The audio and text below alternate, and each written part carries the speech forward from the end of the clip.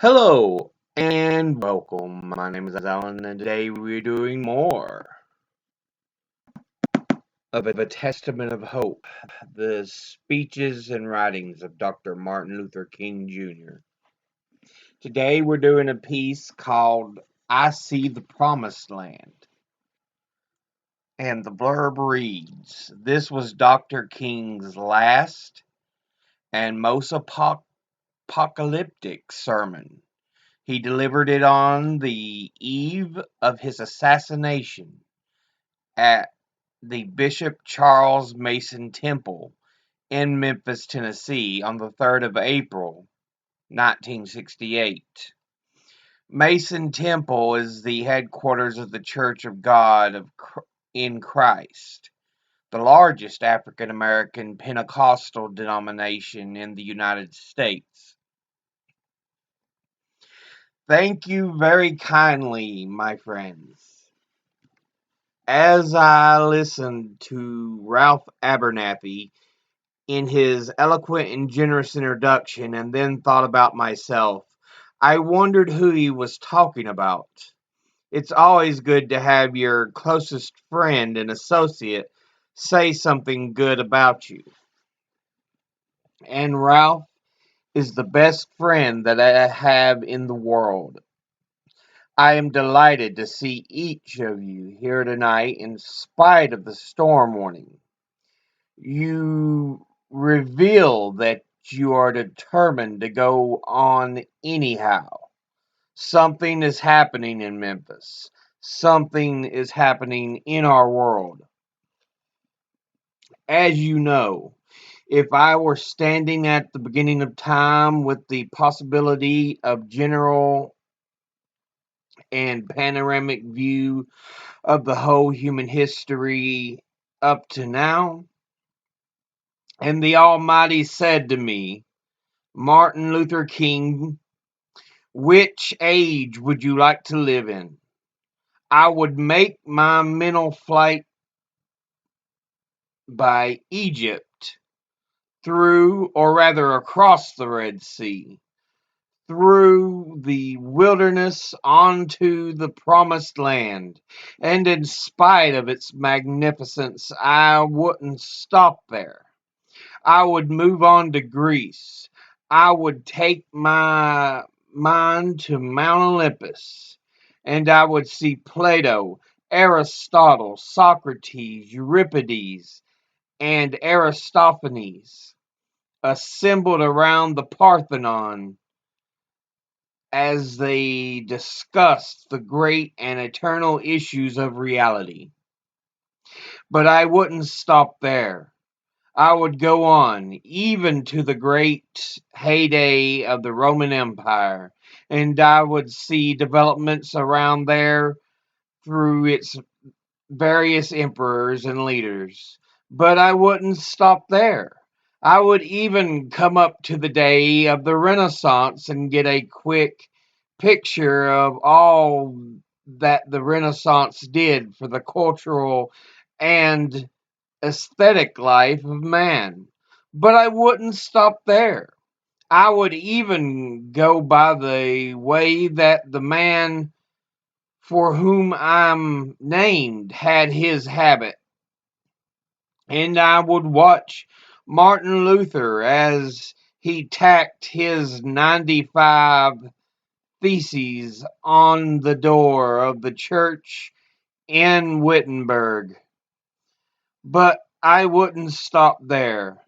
I would come on up even to 1863 and watch a vacillating president by the name of Abraham Lincoln finally come to the conclusion that he had to sign the Emancipation Proclamation. But I wouldn't stop there. I would even come up to the early 30s and see a man grappling with the problems of bankruptcy of his nation and come to with an eloquent cry that we have nothing to fear but fear itself. But I wouldn't stop there. Strangely enough, I would turn to the Almighty and say, if you allow me to live just a few years in the second half of the 20th century, I will be happy. Now that's a strange statement to make because the world is all messed up. The nation is sick. Trouble is in the land. Confusion all around. That's a strange statement. But I know somehow that only when it is dark enough can you see the stars. And I see God working in this period of the 20th century in a way that men in some strange way are responding. Something is happening in our world. The masses of people are rising up, and wherever they are assembled today, whether they are in Johannesburg, South Africa, Nairobi, Kenya, Accra, Ghana, New York City, Atlanta, Georgia, Jackson, Mississippi, or Memphis, Tennessee, the cry is always the same. We want to be free. And another reason that I'm happy to live in this period is that we have been forced to a point where we're going to have to grapple with the problems that men have been trying to grapple with through history. But the demands didn't force them to do it. Several demands, survival demands, that we grapple with them. Men for years now have been talking about war and peace, but now no longer can they just talk about it. It is no longer a choice between violence and nonviolence in this world. It's nonviolence or non existence. That is where we are today. And also, in the human rights evolution, if something isn't done and in a hurry to bring the colored peoples of the world out of their long years of poverty, their long years of hurt and neglect, the whole world is doomed. Now I'm just happy that God has allowed me to live in this period to see what is unfolding. And I'm happy that He's allowed me to be in Memphis. I can remember. I can remember when Negroes were just going around, as Ralph has said so often, scratching where they didn't itch and laughing when they were not tickled. But that day is all over. We mean business now, and we are determined to gain our rightful place in God's world. And that's all this whole thing is about.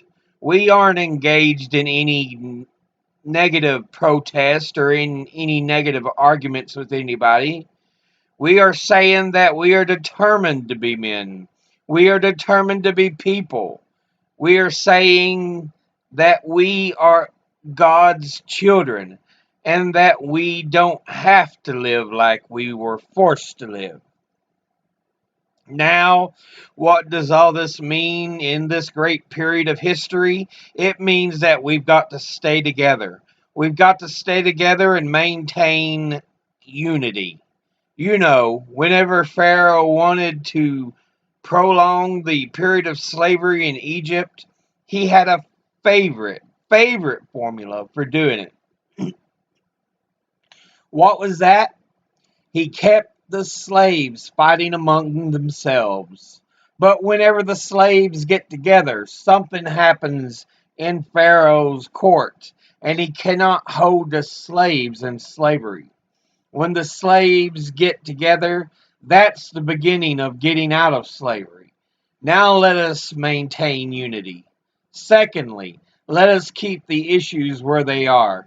The issue is injustice. The issue is the refusal of Memphis to be fair and honest in the dealings with its public servants, who happen to be sanitation workers.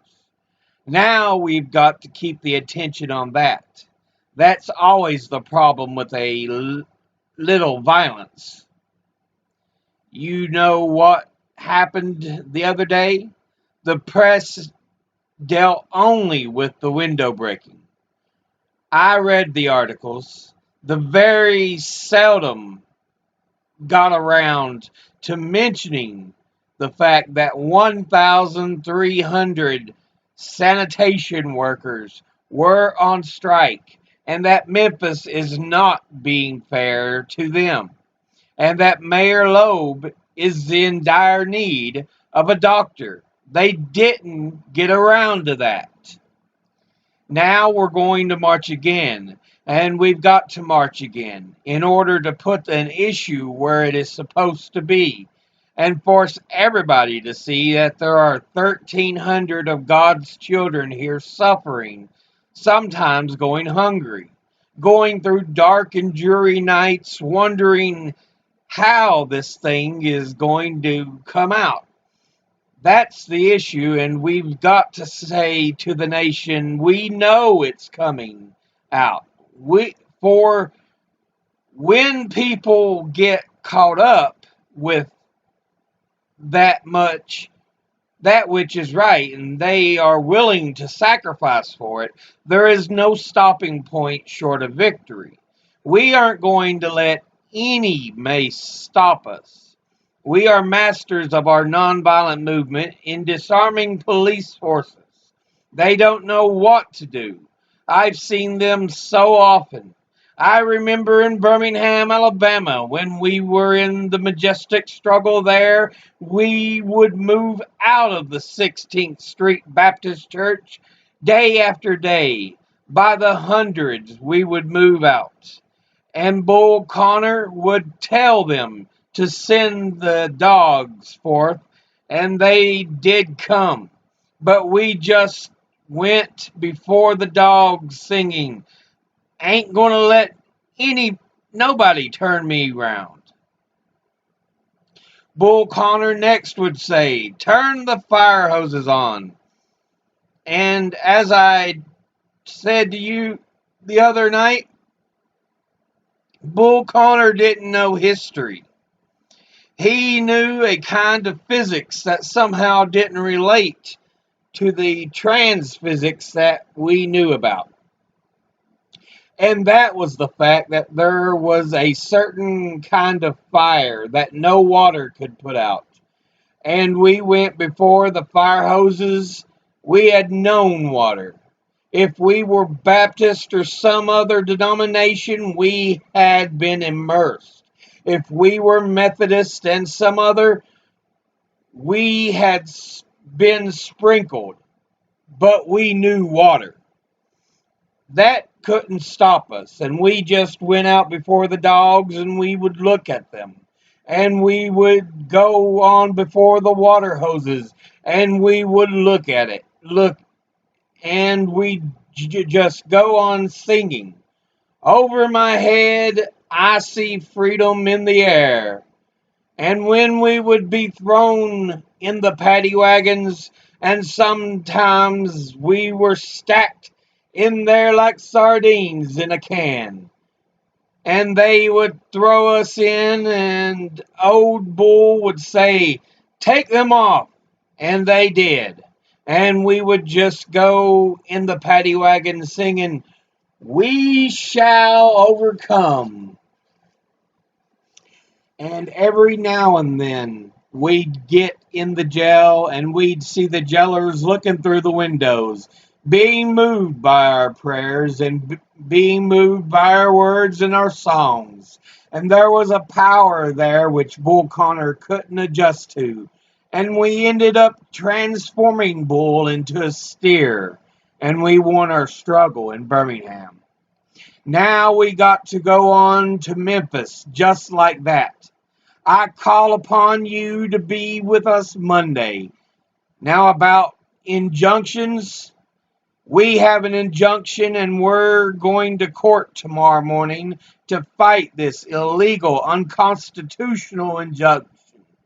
All we say to America is, be true to what you said on paper.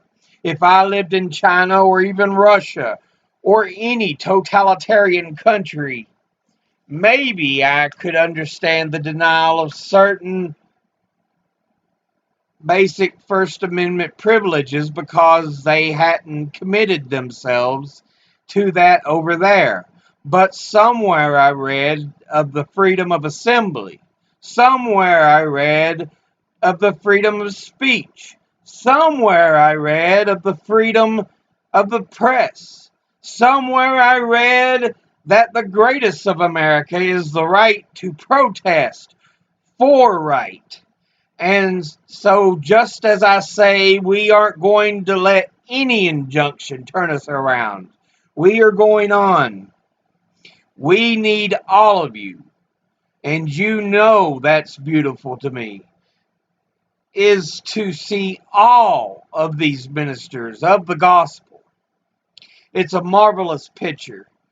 Who is it that is supposed to articulate the longings and aspirations of the people more than the preacher? Somehow the preacher must be in Amos and say, let justice roll down like waters and righteousness like the mighty stream. Somehow the preacher must say with Jesus, the Spirit of the Lord is upon me, because he hath anointed me to deal with the problems of the poor. And I want to commend the preachers under the leadership of these noblemen. James Lawson, who has been in this struggle for many years. He's been to jail for struggling, but he's still going on, fighting for the rights of his people. Reverend Ralph Jackson, Billy Kyles. I could just go right on down the list, but time will not permit. And I want to thank them all. And I want you to thank them, because so often preachers aren't concerned about anything but themselves. And I'm always happy to see a relevant ministry. It's all right to talk about long white robes over yonder and all of its symbolism, but ultimately people want some suits and dresses and shoes to wear down there. It's all right to talk about streets flowing with milk and honey, but God has commanded us to be concerned about the slums down here and his children who can't eat 3 square meals a day. It's all right to talk about the New Jerusalem, but one day God's preacher must talk about the New York, the New Atlanta, and the New Philadelphia, the New Los Angeles, the New Memphis, Tennessee. This is what we have to do. Now, the other thing we'll have to do is this. Always anchor our existential direct action with the power of economic withdrawal. Now we are poor people. Individually, we are poor when you compare us with white society in America. We are poor. Never stop and forget that collectively, that means all of us together. Collectively, we are richer than all the nations in the world, with the exception of 9. Did you ever think about that? After you leave the United States, Soviet Russia, Great Britain, West Germany, France, and I could name the others, the Negro collectively is richer than most nations in the world. We have an annual income of more than $30 billion a year, which is more than all of the exports of the United States and more than the national budget of Canada. Did you know that? That's power right there, if we know how to pull it in. We don't have to argue with anybody. We don't have to curse and go around acting bad with our words. We don't need any bricks and bottles. We don't need any Molotov cocktails. We just need to go around to these stores and to these massive industries in our country and say, God sent us here and to say to you that you're not treating his children right. And we've come by here to ask you to make the first item on your agenda fair treatment, where God's children are concerned. Now, if you are not prepared to do that, we can have an agenda that we must follow. And our agenda calls for withdrawing economic support from you.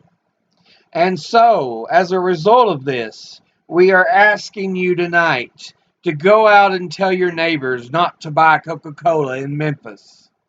Go by and tell them not to buy seal test milk. Tell them not to buy, what is the other bread? Wonder Bread. And what is the other bread company, Jesse? Tell them not to buy Heart's bread. As Jesse Jackson has said, up to now, only the garbage men have been feeling pain. Now we must kind of redistribute the pain.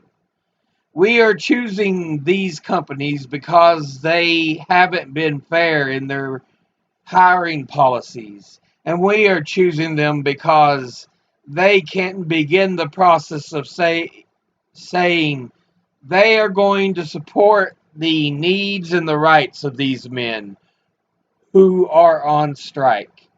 And then they can move on downtown and tell Mayor Loeb to do what is right.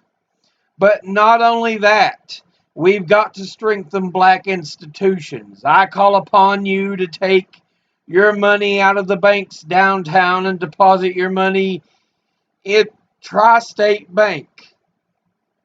We want a bank-in movement in Memphis. So go by the Savings and Loan Association. I'm not asking you something that we don't do ourselves at SCLC. Judge Hooks and others will tell you that we have an account there in the Savings and Loan Association from the Southern Christian Leadership Conference. We're just telling you to follow what we're doing. Put your money there. You have 6 or 7 black insurance companies in Memphis. Take out your insurance there. We want to have an insurance in. Now, there are some practical things we can do. We begin the process of building a greater economic base. And at the same time, we are putting pressure where it really hurts. I ask you to follow through here. Now, let me say as I move to my conclusion that they've got to give ourselves to this struggle until the end. Nothing would be more tragic than to stop at this point. In Memphis, we've got to see it through. And when we have our march, you need to be there. Be concerned about your brother. You may not be on strike, but either we go up together or we go down together. Let us develop a kind of dangerous unselfishness.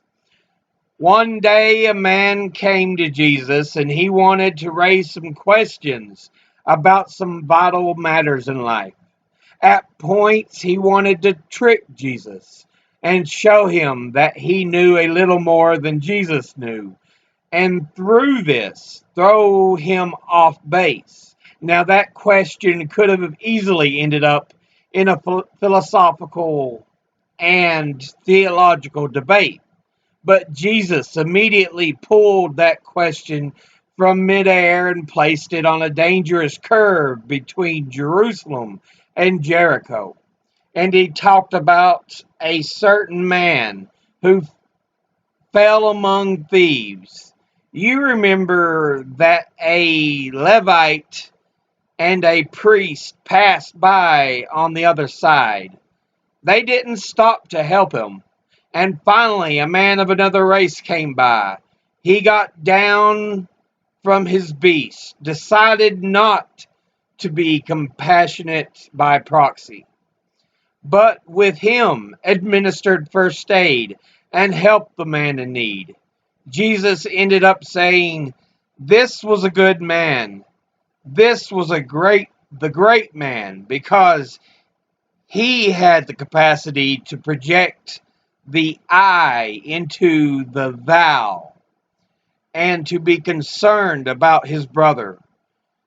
Now you know we use our imagination a great deal to try to determine why the priest and the Levite didn't stop. At times we say they were busy going to church meetings and ecclesiastical gathering, and they had to get down to Jerusalem so they wouldn't be late for their meeting. At other times we would speculate that there was a religious law that one who was engaged in religious ceremonials was not to touch a human body 24 hours before the ceremony. And every now and then we began to wonder whether maybe they were not going down to Jerusalem or down to Jericho, rather to organize a Jericho Road Improvement Association. That's a possibility. Maybe they felt it was better to deal with the problem from the casual route rather than to get bogged down with an individual effort. But I'm going to tell you what my imagination tells me. It's possible that these men were afraid. You see, the Jericho Road is dangerous. I remember when Mrs. King and I were first in Jerusalem. We rented a car and drove from Jerusalem down to Jericho. And as soon as we got on that road, I said to my wife, "I can see why Jesus used this as a setting for his parable. It's a winding, meandering road. It's really conducive for ambushing. You start out in Jerusalem, which is about 1,200 miles, or rather 1,200 feet above sea level. And by the time you get down to Jericho, 15 or 20 minutes later, you're about 2,200 feet below sea level. That's a dangerous road. In the days of Jesus, it came to be known as the Bloody Pass. And you know, it's possible that the priest and the Levite looked over that man on the ground and wondered if the robbers were still around.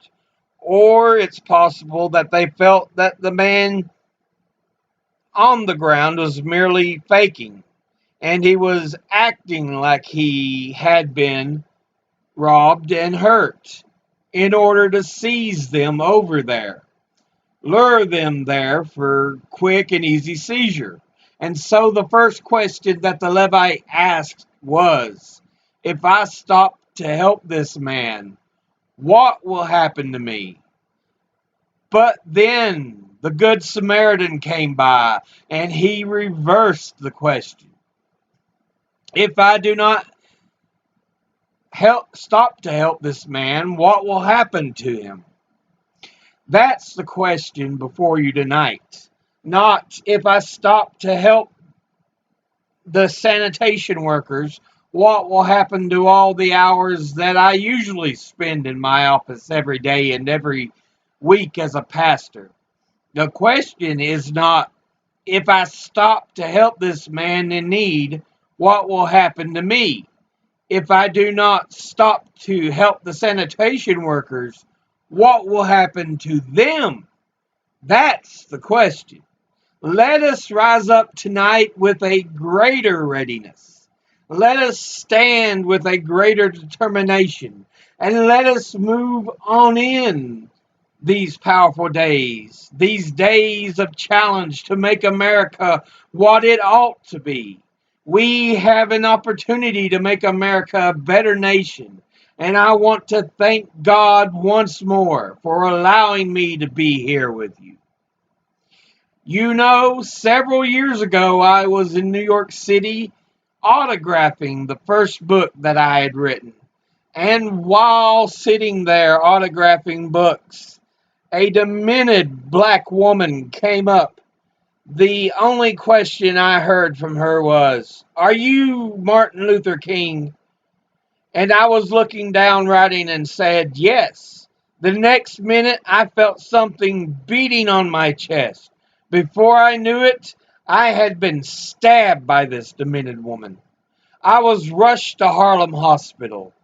It was a dark Saturday afternoon, and that blade had gone through, and the x-rays revealed that the tip of the blade was on the edge of my aorta, the main artery.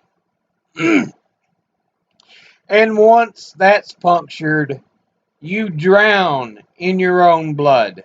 That's the end of you. It came out in the New York Times the next morning that if I had sneezed, I would have died. Well, about 4 days later, they allowed me, after the operation, after my chest had been opened and the blade had been taken out, to move around in the wheelchair in the hospital. They allowed me to read some of the mail that came in and from all over the states and the world. Kind letters came in. I read a few, but one of them I will never forget. I had received one of from the president and the vice president. I've forgotten what those telegrams said. I've received a visit and a letter from the governor of New York, but I've forgotten what the letter said. But there was another letter that came from a little girl, a young girl who is a student at White Plains High School. And I looked at that letter and I'll never forget. It said simply, "Dear Dr. King, I am a ninth grade student at the White Plains High School." She said, "While it should not matter, I would like to mention that I am a white girl. I read in the paper of your misfortune and of your suffering, and I read that if you had sneezed, you would have died. And I'm simply writing you to say that I'm so happy that you didn't sneeze. And I want to say tonight, I want to say that I'm happy I didn't sneeze. Because if I had sneezed, I wouldn't have been around here in 1960 when students all over the South started sitting in at lunch counters. And I knew that as they were sitting in, they were really standing up for the best in the American dream and taking the whole nation back to those great wells of democracy which were dug deep by the founding fathers in the Declaration of Independence and the Constitution. If I had sneezed, I wouldn't have been around in 1962 when Negroes in Albany, Georgia decided to straighten their backs up. And whenever men and women straighten their backs up, they are going somewhere because a man can't ride your back unless it is bent. If I had sneezed, I wouldn't have been there in 1963 when the black people of Birmingham, Alabama aroused the conscience of this nation and brought into being the Civil Rights Bill.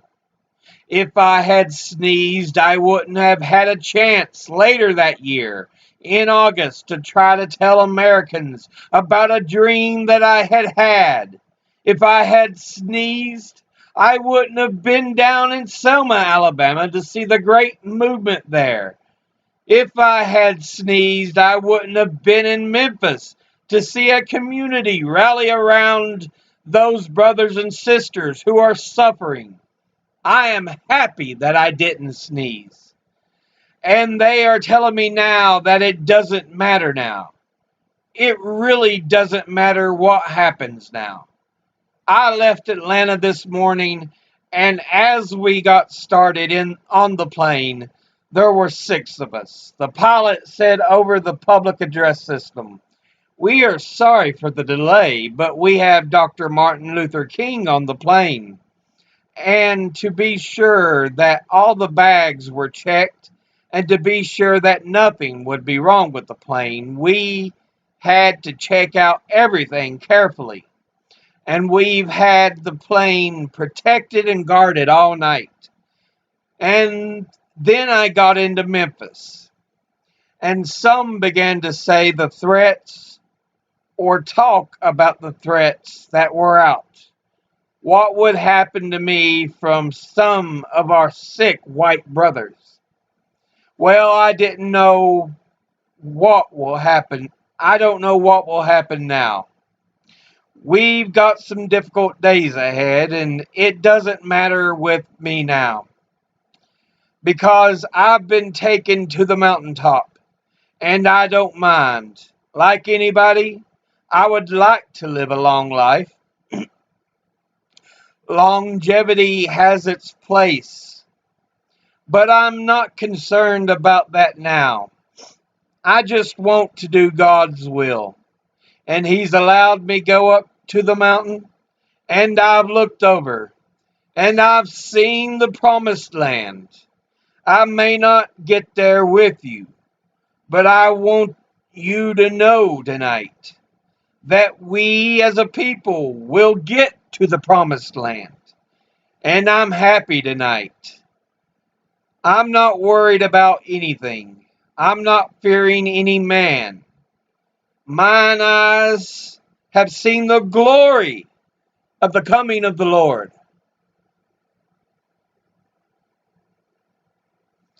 So, yeah,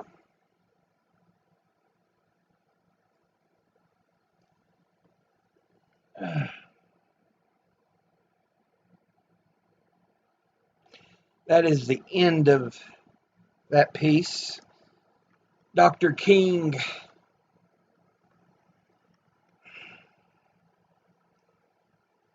really giving a sermon, and unfortunately, it's his last sermon. It's on the very eve when James Earl Ray does shoot and kill Dr. King in Memphis.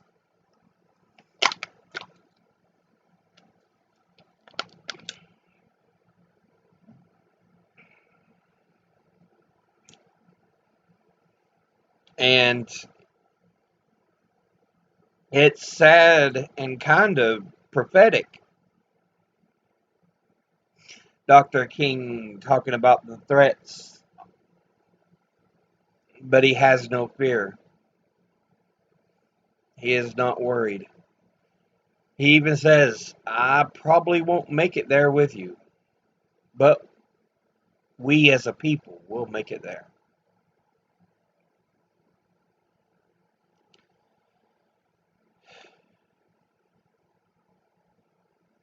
And again, Dr. King shows he's not just a civil rights leader, he's also fighting for the economic equality, just as he fights for social equality by helping the striking sanitation workers.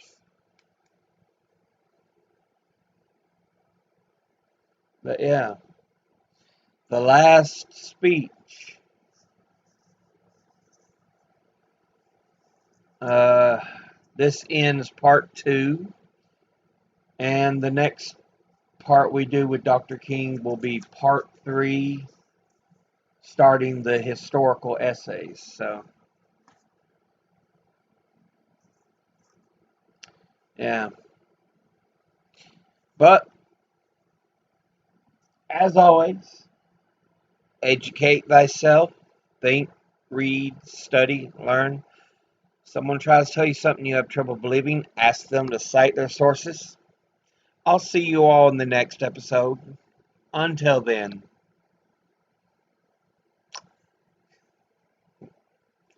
later.